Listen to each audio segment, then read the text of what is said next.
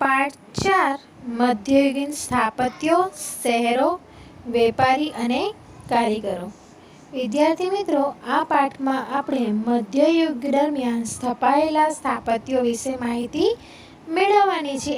આ ઉપરાંત ભારતના કલા વારસાથી આપણે શું થવાનું છે? પરિચિત થવાનું છે.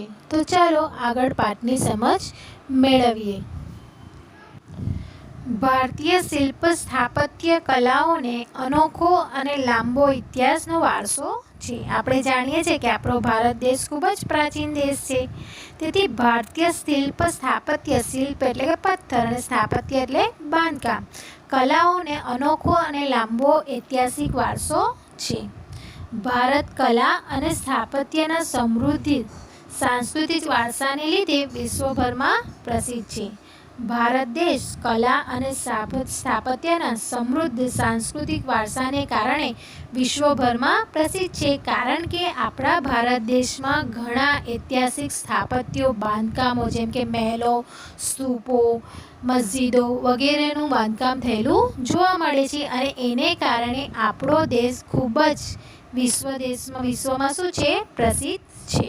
પ્રાચીન સમયથી શરૂ કરી વિવિધ સમયગાળાઓ દરમિયાન વિવિધ પ્રાંતોમાં મૌર્ય યુગ દરમિયાન સ્તૂપો તથા સ્તંભલેખો, અનુમૌર્ય યુગ દરમિયાન ગાંધાર તથા મથુરા શૈલીમાં સ્તૂપો, ગુપ્ત સમય દરમિયાન રાજમહેલો, સ્તૂપો, સ્તંભો, વિહારો, ભવનો તથા મંદિરોનું નિર્માણ થયું હતું. પ્રાચીન સમયથી લઈને વિવિધ સમયગાળા દરમિયાન આપણા ભારત દેશમાં ઘણા બધા સ્થાપત્યો સ્થપાયેલા છે. દાખલા તરીકે મૌર્ય યુગ દરમિયાન સ્તૂપો કે સ્તંભલેખો, અનુમૌર્ય યુગ દરમિયાન ગાંધાર કે મથુરા શૈલીના સ્તૂપો, તેમજ રાજમહેલ, સ્તૂપો, સ્તંભો, વિહારો, ભવનો, મંદિરોનું નિર્માણ એટલે કે બાંધકામ થયેલું જોવા મળે છે. મધ્યયુગ દરમિયાન પાલ, પ્રતિહાર, રાષ્ટ્રકૂટ, રાજપૂત, દિલ્હી સલ્તનત તથા મુઘલ સામ્રાજ્ય દ્વારા વિવિધ સ્થળોએ બંધાયેલા સ્થાપત્યોમાં વાવ, તળાવ અને મસ્જિદો વગેરે મોટા પ્રમાણમાં જોવા મળે છે. આપણે પહેલા, બીજા અને ત્રીજા પાઠમાં જોઈ ગયા કે અલગ અલગ વંશો થઈ ગયા, જે રીતના પાલ, પ્રતિહાર, રાજપૂત, રાષ્ટ્રકૂટ, દિલ્હી સલ્તનત તેમજ મુઘલ કાળ. આ સમયગાળા દરમિયાન આ વંશોના કે આ સલ્તનત કાળ કે મુઘલ સમયગાળા દરમિયાન ઘણા બધા સ્થાપત્યોનું બાંધકામ થયેલું જોવા મળે છે. તેમાં વાવ છે, તળાવ છે, મંદિર છે, મસ્જિદો વગેરેનો સમાવેશ થાય છે. ભારતના વિવિધ પ્રાંતોએ વારસામાં મળેલી સ્થાપત્ય કલાને પોતપોતાની રીતે વિકસાવી છે. ભારતના આ વિવિધ પ્રાંતો એટલે કે રાજ્યોમાં વારસામાં એટલે કે આપણા પૂર્વજો તરફથી મળેલી આ જે વારસો છે એ વારસાને સ્થાપત્ય કલાને પોતપોતાની રીતે શું છે? વિકસાવી છે. તો વિદ્યાર્થી મિત્રો, હવે સમજીએ શિલ્પકલા એટલે શું. શિલ્પકલા એટલે કે શિલ્પીના મનમાં જાગતા ભાવોને છીણી, હથોડી વડે પાષાણ, લાકડા, ધાતુ પર કંડારિત કરવાની કલાને શિલ્પકલા કહેવાય છે. એટલે શિલ્પીના મનમાં જે ભાવો જાગૃત થાય છે એ પથ્થર, લાકડું કે ધાતુને હથોડી કે છીણી વડે કોતરીને જે મૂર્તિઓ બનાવવામાં આવે, જે સ્થાપત્ય બનાવવામાં આવે, એ કલાને શિલ્પકલા કહેવામાં આવે છે. હવે સ્થાપત્ય એટલે શું? સ્થાપત્ય માટે શિલ્પશાસ્ત્ર શબ્દ પણ વપરાય છે. સ્થાપત્યનો સરળ અર્થ બાંધકામ એવો પણ થાય છે. તમને પૂછવામાં આવે સ્થાપત્ય એટલે શું, તો સ્થાપત્ય માટે શિલ્પશાસ્ત્ર શબ્દ પણ વપરાય છે. અને સરળ એટલે કે સાદી ભાષામાં સ્થાપત્ય એટલે કે બાંધકામ એવો પણ થાય છે. મકાનો, નગરો, કુવાઓ, કિલ્લાઓ, મિનારાઓ, મંદિરો, મસ્જિદો, મકબરાઓ, વાવ વગેરેના બાંધકામને સ્થાપત્ય કહે છે. સ્થાપત્યમાં નિપુણ વ્યક્તિને સ્થાપતિ કહેવામાં આવે છે. સ્થાપત્ય એટલે કે સરળ ભાષામાં બાંધકામ એવો થાય છે. મકાનો, નગરો, કુવાઓ, મિનારાઓ, મંદિરો, મસ્જિદો, મકબરા, વાવ વગેરે જે બાંધકામો થયા હોય એ બાંધકામને સ્થાપત્ય કહેવાય છે. સ્થાપત્ય કલામાં નિપુણ એટલે કે હોશિયાર જે વ્યક્તિ હોય, સ્થાપત્ય એટલે કે આવા બાંધકામ કરવામાં જે હોશિયાર વ્યક્તિ હોય, નિપુણ વ્યક્તિ હોય, એ વ્યક્તિને સ્થપતિ કહેવામાં આવે છે. તો વિદ્યાર્થી મિત્રો, તમને સવાલ પૂછાય, સ્થપતિ કોને કહેવામાં આવે? તો સ્થાપત્ય કલામાં નિપુણ વ્યક્તિ હોય તેને સ્થપતિ કહેવામાં આવે છે. સ્થાપત્યને સાદી ભાષામાં શું કહેવામાં આવે છે? તો સ્થાપત્યને સાદી ભાષામાં બાંધકામ એવો શબ્દ કહેવામાં આવે છે. અને સ્થાપત્ય માટે કયો શબ્દ વપરાય છે? તો સ્થાપત્ય માટે શિલ્પશાસ્ત્ર એવો શબ્દ વપરાય છે. હવે આ પોઈન્ટમાં આપણે ભારતમાં આવેલા મધ્યયુગીન દરમિયાનના સ્થાપત્યો વિશે સમજીએ. ઈસવીસન 700 થી ઈસવીસન 1200 સુધી રાજપૂત યુગ હતો. રાજપૂત યુગ સ્થાપત્યમાં મંદિરની નાગર શૈલી ઉત્તર ભારતમાં પ્રચલિત થઈ હતું. આપણે આગળમાં પહેલા પાઠમાં જોઈ ગયું તો રાજપૂત યુગનો સમયગાળો કયો હતો? ઈસવીસન 700 થી 1200ના સમયગાળાને રાજપૂત યુગ તરીકે ઓળખવામાં આવે છે. અને રાજપૂત યુગ દરમિયાન સ્થાપત્યમાં મંદિરોમાં કઈ શૈલીના બાંધકામો કરવામાં આવતા? તો નાગર શૈલીના બાંધકામો કરવામાં આવતા ઉત્તર ભારતમાં. આ નાગર શૈલીના બાંધકામોમાં ખજૂરાના મંદિરો, પુરીનું લિંગરાજ મંદિર તથા સૌરાષ્ટ્રના ગોપના મંદિરનો સમાવેશ થાય છે. તમને સવાલ પૂછવામાં આવે કે નાગર શૈલીના ઉત્તર ભારતના બાંધકામો કયા કયા છે? તો ખજૂરાનો મંદિરો, પુરીનું લિંગરાજ મંદિર તથા સૌરાષ્ટ્રના ગોપના મંદિરો એ નાગર શૈલીના ઉત્તર ભારતના બાંધકામો છે. દિલ્હીના સલ્તનત સમયગાળામાં ઇસ્લામ સાથે સંકળાયેલી નવી સ્થાપત્ય શૈલી જોવા મળી. રાજપૂત યુગ દરમિયાન સલ્તનત કાળની શરૂઆત થયેલી ભારતમાં, અને એ સમયગાળા દરમિયાન ઇસ્લામ સાથે સંકળાયેલી નવી સ્થાપત્ય શૈલી એટલે કે બાંધકામ શૈલીની શરૂઆત જોવા મળી, જેમાં શરૂઆતમાં આરબ શૈલી પ્રમુખ છે. એટલે કે સલ્તનત કાળ દરમિયાન જે બાંધકામ શૈલી અસ્તિત્વમાં આવી એ કઈ શૈલી હતી? આરબ શૈલી. તો આરબ શૈલીમાં કયા કયા બાંધકામો થયા? તો મસ્જિદ, મકબરા, રોજાઓ એમ 3 સ્થાપત્યો મુખ્ય હતા. તેમાં દિલ્હીમાં સ્થાપત્યોમાં જામા મસ્જિદ, કુતુબ મિનાર, હોજે ખાસ, અલાઈ દરવાજા, શીરીનો કિલ્લો મુખ્ય છે. ફિરોઝ શાહ તુગલકે બનાવેલી મસ્જિદો અને નહેરો પણ વિશિષ્ટ છે. ગુજરાત, બંગાળ અને માળવાના મુસ્લિમ શાસકોએ આ સમયમાં અનેક સ્થાપત્યો તૈયાર કરાવ્યા હતા. ગુજરાત, બંગાળ અને માળવાના મુસ્લિમ શાસકોએ પણ ઘણા બધા સ્થાપત્યો બંધાવ્યા હતા, જેમાં અમદાવાદનો ભદ્રનો કિલ્લો અને જામા મસ્જિદ, બંગાળની સોનાની મસ્જિદ અગત્યની છે. તમને પૂછવામાં આવે મુસ્લિમ શાસકોએ ગુજરાત, બંગાળ અને માળવામાં કયા બાંધકામો કરાવેલા? તો અમદાવાદનો ભદ્રનો કિલ્લો, જામા મસ્જિદ દિલ્હીનો અને બંગાળમાં સોના મસ્જિદ મુખ્ય છે. આ સમયમાં હિન્દુ સ્થાપત્યોમાં રાણા કુંભાએ બનાવેલ કુંભલગઢનો દુર્ગ અને ચિત્તોરનો કીર્તિસ્તંભ જે વિજય સ્તંભ તરીકે પણ ઓળખાય છે. તે સમયમાં હિન્દુ સ્થાપત્યોમાં પણ રાણા કુંભાએ બનાવેલ કુંભલગઢનો દુર્ગ અને ચિત્તોરનો કીર્તિસ્તંભ એટલે કે વિજય સ્તંભ પણ અગત્યનો છે. તમને સવાલ પૂછવામાં આરબ શૈલીમાં કયા કયા બાંધકામો થયેલા છે?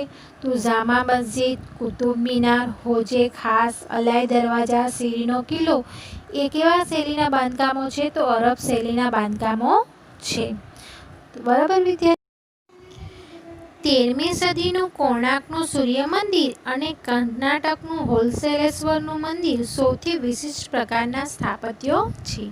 13મી સદીમાં બનેલા કોણાર્કનું સૂર્ય મંદિર જે ઓરિસ્સામાં આવેલું છે અને કર્ણાટકનું હોલસેલેશ્વરનું મંદિર સૌથી વિશિષ્ટ પ્રકારના સ્થાપત્યો કે બાંધકામો છે. ઓડિશા રાજ્યના પુરી જિલ્લામાં બંગાળના અખાત પાસે કોણાર્કનું સૂર્ય મંદિર આવેલું છે. તમને સવાલ પૂછવામાં આવે કે કોણાર્કનું સૂર્ય મંદિર ક્યાં આવેલું છે? તો ઓડિશા રાજ્યના પુરી જિલ્લામાં બંગાળના અખાત પાસે આવેલું છે કોણાર્કનું સૂર્ય મંદિર. અને ઓડિશા ભારતની કઈ દિશાએ આવેલું છે? તો પૂર્વ બાજુએ આવેલું છે. આ મંદિરનું નિર્માણ 13મી સદીમાં ગંગવંશના રાજા નરસિંહવર્મન પ્રથમના સમયમાં થયું હતું. કોણાર્કનું સૂર્ય મંદિર કોણે બંધાવેલું? તો કોના સમયમાં બંધાયેલું? તો ગંગવંશના રાજા નરસિંહવર્મન પ્રથમના સમયમાં બંધાયું હતું. આ મંદિર 7 અશ્વો વડે ખેંચાતા સૂર્યના રથ જેવું નિર્માણ થયેલું છે. તમે આ મંદિરનું ચિત્ર તમે ઉપર જુઓ તો તમને દેખાશે કે આ મંદિરનો આકાર કેવો છે કે જાણે એક રથ હોય, સૂર્યના રથના જેવું છે. 7 અશ્વો એટલે કે ઘોડાઓ, 7 અશ્વો ઘોડાઓ સૂર્યનું રથનું ખેંચાણ કરતા હોય એવું આ મંદિરનું નિર્માણ થયેલું છે, એટલે કે રથના આકારનું બનાવવામાં આવેલું છે. આ જે મંદિર છે એ મંદિરમાં રથમાં 12 પૈડાઓ, વિશાળ 12 પૈડાઓ બનાવવામાં આવ્યા છે. તમે ચિત્રમાં ધ્યાનથી જોશો તો આ રથના આકારનું જે મંદિર છે એ રથના આકારના મંદિરમાં કેટલા પૈડાઓ બનાવવામાં આવ્યા છે? 12 પૈડાઓ બનાવવામાં આવ્યા છે. આ જે મંદિર છે એ મંદિરનું નિર્માણ કાળા પથ્થરમાંથી કરવામાં આવેલું છે. કોણાર્કના સૂર્ય મંદિરનું નિર્માણ શેમાંથી બનાવવામાં આવેલું છે? તો કેમાં કરવામાં આવ્યું છે? કાળા પથ્થરોમાંથી કરવામાં આવેલું છે. તેથી તેને કાળા પેંગોડા તરીકે પણ ઓળખવામાં આવે છે. તો વિદ્યાર્થી મિત્રો, તમને ખ્યાલ આવ્યો હશે કે કોણાર્કનું સૂર્ય મંદિર ક્યાં આવેલું છે? તો ઓડિશા રાજ્યના પુરી જિલ્લાના બંગાળના અખાત પાસે આવેલું છે. કોણે બંધાવ્યું? કોના સમયમાં બંધાયું? તો 13મી સદીમાં ગંગવંશના રાજા નરસિંહવર્મન પ્રથમના સમયમાં બંધાયું હતું. આ મંદિરનો આકાર કેવો છે? રથ જેવો. 7 અશ્વો વડે ખેંચાતા સૂર્યના રથના જેવું એનું નિર્માણ કરવામાં આવ્યું છે. એ રથમાં કેટલા પૈડાઓ છે? તો 12 પૈડાઓ છે. અને આ મંદિર શેમાંથી બનાવવામાં આવ્યું છે? તો કાળા પથ્થરમાંથી બનાવવામાં આવ્યો છે. તેથી તેને કાળા પેંગોડા તરીકે પણ ઓળખવામાં આવે છે. આમ જોવા જઈએ તો ભારત દેશમાં 3 સૂર્ય મંદિર આવેલા છે. એક તો આપણા ગુજરાતમાં પણ આવેલું છે, મોઢેરા, મહેસાણામાં આવેલું મોઢેરાનું સૂર્ય મંદિર, અને કાશ્મીરમાં આવેલું માતરનું સૂર્ય મંદિર, અને આ ત્રીજું ઓડિશાનું કોણાર્ક મંદિર. આમ સૂર્ય મંદિર ભારતમાં કેટલા આવેલા છે? 3 આવેલા છે. વિદ્યાર્થી મિત્રો, ઉત્તર ભારતના મંદિરોની લાક્ષણિકતા કે એના ગોળ શિખરો અને સ્તંભ વિનાના ખંડો છે. ઉત્તર ભારતના જે મંદિરો હોય એ મંદિરોના શિખરો કેવા હોય છે? ગોળ અને સ્તંભ વિનાના હોય છે. જ્યારે દક્ષિણ ભારતમાં મંદિરો જે હોય છે એ મંદિરોના શિખરો શંકુ આકારના અણીદાર શિખરોવાળા મંદિરો હોય છે. એટલે કે ઉત્તર ભારતના મંદિરોની બાંધકામની શૈલી અને દક્ષિણ ભારતના મંદિરોની બાંધકામની શૈલી કેવી છે? જુદી જુદી છે. ઉત્તર ભારતના મંદિરોના જે બાંધકામની લાક્ષણિકતા છે તેમના શિખરો કેવા હોય છે? ગોળ અને સ્તંભ વગરના હોય છે. જ્યારે દક્ષિણ ભારતના મંદિરોના શિખરો કેવા આકારના હોય છે? શંકુ આકારના અણીદાર શિખરોવાળા હોય છે. હવે જે દક્ષિણ ભારતના જે મંદિરો છે એ મંદિરોને પ્રવેશદ્વાર, ઊંચા મોટા પ્રવેશદ્વારો હોય છે, અને એ પ્રવેશદ્વારોને ગોપુરમ તરીકે ઓળખવામાં આવે છે. દક્ષિણ ભારત, હવે જુઓ તમે ચિત્રમાં ભારતનો નકશો આપ્યો છે તો ગુજરાતની ઉપરનો ભાગ છે તે ઉત્તર ભારત કહેવાશે, અને ગુજરાતની નીચેનો ભાગ છે તો દક્ષિણ ભારત કહેવાશે. તો ઉત્તર ભારતના જે મંદિરો છે એમના શિખરો કેવા હોય છે? ગોળ અને સ્તંભ વગરના. જ્યારે દક્ષિણ ભારત એટલે કે ગુજરાતની નીચેનો જે ભારતનો ભાગ છે એ દક્ષિણ ભારતના મંદિરોના શિખરો કેવા હોય છે? શંકુ આકારના અને અણીદાર હોય છે. અને દક્ષિણ ભારતના જે મંદિરો છે એ કોઈ પણ મંદિરમાં તમે દક્ષિણ ભારતના મંદિરમાં જાઓ તો ઊંચા પ્રવેશદ્વારો હોય છે. એ પ્રવેશદ્વારોને શું કહેવામાં આવે છે? ગોપુરમ કહેવામાં આવે છે. એટલે તમને સવાલ પૂછાય કે દક્ષિણ ભારતના ઊંચા પ્રવેશદ્વારોને શું કહેવામાં આવે છે? તો ગોપુરમ કહેવામાં આવે છે. તમને સવાલ પૂછાય કે ઉત્તર ભારતના મંદિરોના શિખરો કેવા હોય છે? તો ગોળ શિખરો હોય છે અને સ્તંભ વગરના હોય છે. દક્ષિણ ભારતના શિખરો કેવા હોય છે? શંકુ આકારના હોય છે અને અણીદાર શિખરોવાળા હોય છે. આ ઉપરાંત મંદિરોમાં ગર્ભગૃહ, અંતરાલ, મંડપ, શૃંગાર ચોકી અને મુખ મંડપ પણ હોય છે. મંદિરને પ્રદક્ષિણા પથ પણ હોય છે. આ સમયગાળામાં કેટલાક મહત્વપૂર્ણ મંદિરોમાં પલ્લવકાલીન રથ મંદિર અને તાજોરના રાજરાજેશ્વર મંદિરનો પણ સમાવેશ થાય છે. તાજોરનું રાજરાજેશ્વર મંદિર તે સમયનું સૌથી ઊંચું મંદિર ગણાતું હતું. તાજોરમાં કયું મંદિર આવેલું છે? રાજરાજેશ્વરનું મંદિર આવેલું છે. તે સમયનું સૌથી ઊંચું મંદિર તરીકે ઓળખવામાં આવે છે. મુગલ સ્થાપત્ય કે મુગલ સામ્રાજ્યમાં સ્થાપત્ય કલા એકદમ વિશિષ્ટ હતી. મુગલ સ્થાપત્ય કલાનો વિશેષ નમૂનો હુમાયુના મકબરામાં દેખાય છે. મુગલ સામ્રાજ્ય દરમિયાન જે સ્થાપત્યો બનાવવામાં આવેલા તે એકદમ જ વિશિષ્ટ હતા. એનું એક ઉદાહરણ જોઈએ, નમૂનો જોઈએ તો હુમાયુનો મકબરો કહી શકાય. અકબરે આગ્રાનો કિલ્લો અને ફતેપુર સિકરીનો કિલ્લો બંધાવ્યો હતો. મુગલ સામ્રાજ્યના જે સુલતાનો હતા, બાદશાહો હતા, એમને પણ અલગ અલગ બાંધકામો બંધાવ્યા હતા. આપણે ત્રીજા પાઠમાં જોઈ ગયા કે કયા કયા સુલતાનો થઈ ગયા મુગલ સામ્રાજ્યમાં: અકબર, શાહજહાં, હુમાયુ, બાબર, ઔરંગઝેબ વગેરે. બરાબર. તો તે સમયમાં અકબરે આગ્રાનો કિલ્લો અને ફતેપુર સિકરીનો કિલ્લો બંધાવ્યો હતો. શેરશાહે સાસારામનો મકબરો એ સમયમાં બંધાવ્યો હતો. મુગલોએ બાગ બગીચાની એક આખી પરંપરા શરૂ કરી હતી. મુગલોના તમે મોટા ભાગના જે બાંધકામો જોશો એ બાંધકામોની આગળ તમને બગીચાઓ દેખાશે. એ એમની એક આગવી શૈલી હતી. એટલે કોઈ પણ બાંધકામની આગળ બગીચાઓ બનાવવાની શરૂઆત કયા કાળ દરમિયાન થઈ? મુગલ કાળ દરમિયાન શરૂ થઈ. મુગલ સામ્રાજ્ય કાળ દરમિયાન શરૂ થઈ. જેમાં કાશ્મીરનો નિશાંત બાગ, લાહોરનો શાલીમાર બાગ, આગ્રાના આરામ બાગનો સમાવેશ થાય છે. મુગલ કાળ દરમિયાન અલગ અલગ બાગ બગીચાઓની આખી એક પરંપરા શરૂ થઈ, જેમાં તેમણે બનાવેલા કાશ્મીરનો નિશાંત બાગ, લાહોરનો શાલીમાર બાગ અને આગ્રાના આરામ બાગનો સમાવેશ થાય છે. મુગલ સ્થાપત્યનું સર્વોચ્ચ શિખર શાહજહાએ બંધાવેલ આગ્રાનો તાજમહેલ જોવા મળે છે. આગ્રાનો તાજમહેલ કોણે બનાવેલો? શાહજહાએ બનાવેલો. અને આ જે તાજમહેલ છે એ દુનિયાની કે વિશ્વની 7મી અજાયબીમાં સ્થાન ધરાવે છે. તે ક્યાં આવેલો છે? તો ઉત્તર પ્રદેશના આગ્રામાં યમુના નદીના કિનારે આવેલું છે. આ જે તાજમહેલ છે તે શાહજહાએ પોતાની પત્ની મુમતાઝની યાદમાં બનાવ્યું હતું. તાજમહેલ ભારતના સ્થાપત્યના વારસાને ગૌરવાન્વિત કરે છે અને દેશ વિદેશના પ્રવાસીઓ તાજમહેલને જોવા માટે આવે છે અને આકર્ષણનું કેન્દ્ર છે વિશ્વભરમાં તાજમહેલ. તો વિદ્યાર્થી મિત્રો, તમને સવાલ પૂછવામાં આવે કે હુમાયુનો કયો મકબરો જાણીતો છે? તો હુમાયુનો મકબરો જાણીતો છે. અકબરે શું બંધાવ્યા હતા? કયા સ્થાપત્યો સ્થાપ્યા હતા? તો અકબરે આગ્રાનો કિલ્લો અને ફતેપુર સિકરીનો કિલ્લો બંધાવ્યો હતો. શાહજહાએ શું બનાવડાવ્યું હતું? તો શાહજહાએ સાસારામનો મકબરો બંધાવ્યો હતો. ત્યાર પછી મુગલ સમયમાં કયા કયા બગીચાઓનું બાંધકામ કરવામાં આવ્યું? તો કાશ્મીરનો નિશાંત બાગ, લાહોરનો શાલીમાર બાગ અને આગ્રાનો આરામ બાગ. તાજમહેલ કોણે બંધાવ્યું? શા માટે? તો તાજમહેલ શાહજહાએ બંધાવ્યું હતું. પોતાની પત્ની કોણ? મુમતાઝની યાદમાં બંધાવ્યું હતું. અને તાજમહેલ દુનિયાની 7 અજાયબીઓમાં શું ધરાવે છે? સ્થાન ધરાવે છે. શાહજહાએ દિલ્હીમાં સ્થિત લાલ કિલ્લાનું પણ નિર્માણ કરાવ્યું હતું. આ જે લાલ કિલ્લો છે એ લાલ પથ્થરોમાંથી તૈયાર કરવામાં આવ્યું છે.